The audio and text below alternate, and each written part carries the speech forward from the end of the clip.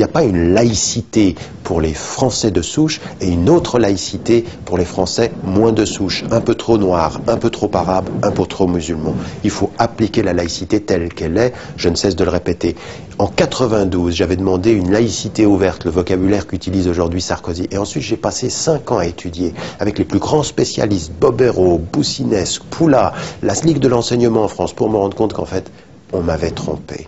Les textes ne disent pas ce que certains idéologues de la laïcité, des laïcistes et des laïcards lui font dire. En fait, ils lui font dire quelque chose qu'elle ne dit pas, et ce qu'elle dit, ils ne le lui font plus dire. C'est-à-dire, ils la réduisent à quelque chose qui n'est pas la laïcité. En fait, la laïcité offre beaucoup plus d'amplitude.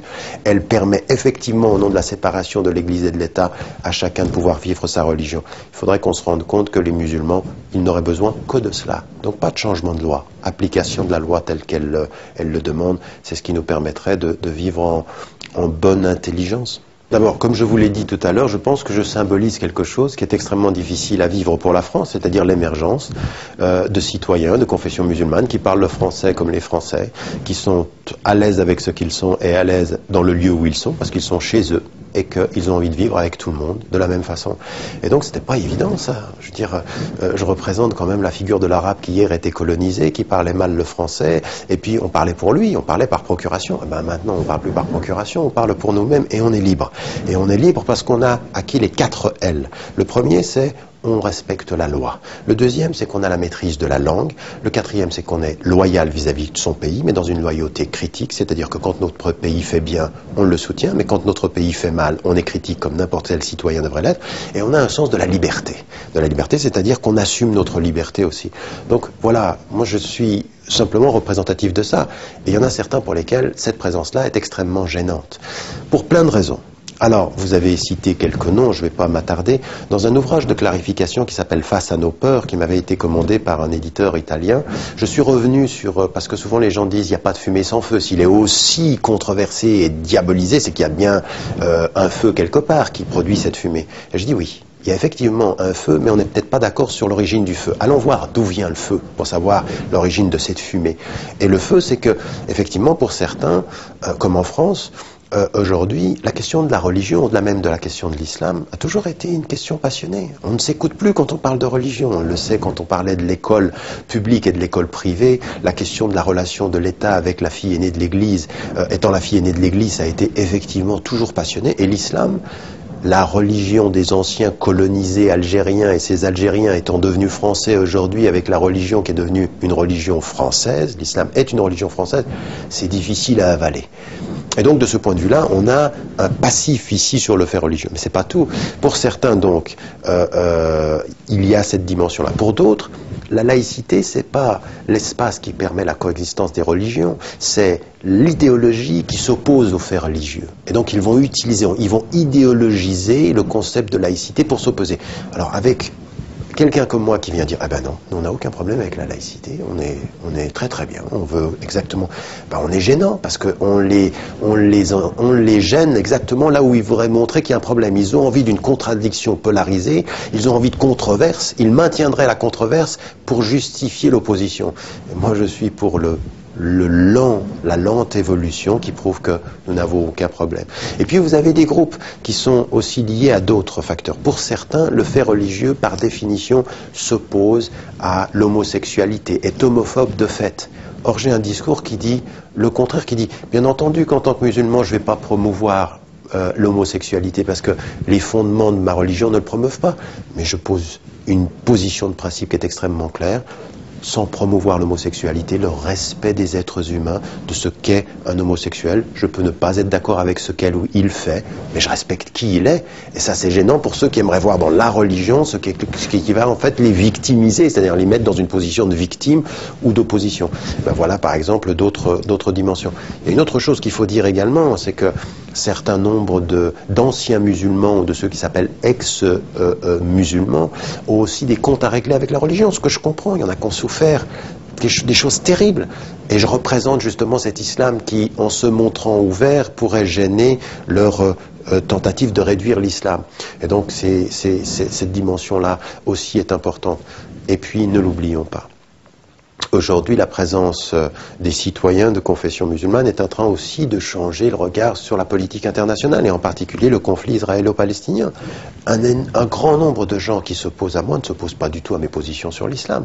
Ils s'opposent au fait que je ne me tairai jamais sur la question palestinienne, je ne me tairai jamais sur la souffrance du peuple palestinien, et que je serai de ceux qui diront avec force: le premier qui justifie une once d'antisémitisme, il le trouvera. Parce que l'antisémitisme, c'est anti-islamique, et c'est anti tout ce que je défends en termes de valeurs. Il n'y a jamais et il n'y aura jamais de justification à l'antisémitisme. Et je suis de ceux qui célèbrent la mémoire de ceux qui n'ont pas obéi à leur pays quand, en Suisse, ils ont accueilli les Juifs quand leur gouvernement disait de les repousser. Ceux-là sont la dignité. Ceux-là, ce sont ceux qui font la dignité pour moi d'être Suisse.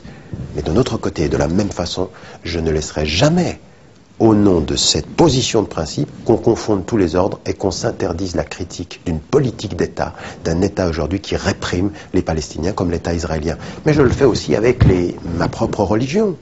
Je suis très critique à l'endroit des pétromonarchies, de l'application de l'islam par ces États-là, et c'est pas pour ça que je suis islamophobe. Alors vous voyez, si vous regardez bien d'où viennent les fronts, il y en a plusieurs. Vous avez parlé de Caroline Forrest, alors je dis dans le livre, elle est de la tradition laïcarde qui confond la laïcité avec l'antireligion. Elle pense que, de point de vue homosexuel, la religion est problématique, donc elle tire sur tout ce qui pourrait être l'expression du religieux, et elle a tort. Elle est féministe, alors encore une fois, je suis de ceux qui disent qu'il y a un féminisme, je veux dire, ça fait 25 ans que je me bats pour le droit des femmes dans les sociétés musulmanes, pour m'entendre dire que je serais complètement fermé, parce qu'on ne lit pas. Le problème que j'ai avec beaucoup de Français, c'est qu'ils commentent sur Google, mais ils ne lisent pas dans les livres. On est aujourd'hui dans une culture de l'absence de lecture profonde, et ça c'est un tout petit peu dramatique. Donc voilà aussi un côté de l'opposition, alors que moi je travaille avec des féministes américaines, canadiennes, même françaises, qui ont bien compris quel était le sens de la lutte, quel était le sens de l'autodétermination. Donc si vous voulez, je ne suis pas du tout dans un rapport de victime par rapport à cela. J'ai bien compris que c'était des fronts d'explication, des fronts de revendication extrêmement fermes. Je sais qui je gêne, je sais pourquoi je gêne, et je sais aussi que la route sera longue, mais que je suis loin d'être tout seul, que c'est un mouvement de fond. Les chiffres et les faits me donnent raison. Mais je ne n'oublierai jamais ce que m'avait dit Pierre Tournemie de la Ligue de l'enseignement un jour. Il m'a dit: Tariq, on a tort si on a raison trop vite. Et donc, il faut simplement faire très très attention à marcher avec l'histoire, à faire comprendre les choses. Vous savez, par exemple, aujourd'hui, je suis très très clair sur la question de l'intégration. Pour moi, l'intégration, c'est dépassé. Aujourd'hui, nous sommes à l'ère de la post-intégration. Parce que le succès de l'intégration, c'est de cesser de parler de l'intégration. Parce qu'à un moment donné, par l'obsession de l'intégration, on met les gens à l'extérieur du vivre ensemble. Mais non, je suis chez moi. Donc ne me parlez pas d'intégration. Mais je sais de quoi je dois parler pour cesser dans vos têtes de parler d'intégration. C'est de parler de contribution, de savoir ce que je donne à la société, quelle est ma contribution créatrice, dans la créativité, dans l'apport culturel, dans la richesse. Quand vous donnez, jamais personne ne vous demande d'où vous venez. Mais quand vous donnez l'impression d'être un problème, la première question, c'est de savoir d'où vous venez. D'où vient ce problème qui nous habite? Mais la richesse, on la prend pour ce qu'elle est. On s'intéresse avec la richesse à où nous allons aller ensemble. On s'intéresse, quand il y a un problème, à l'origine du problème. Et il faut passer de l'intégration à la contribution.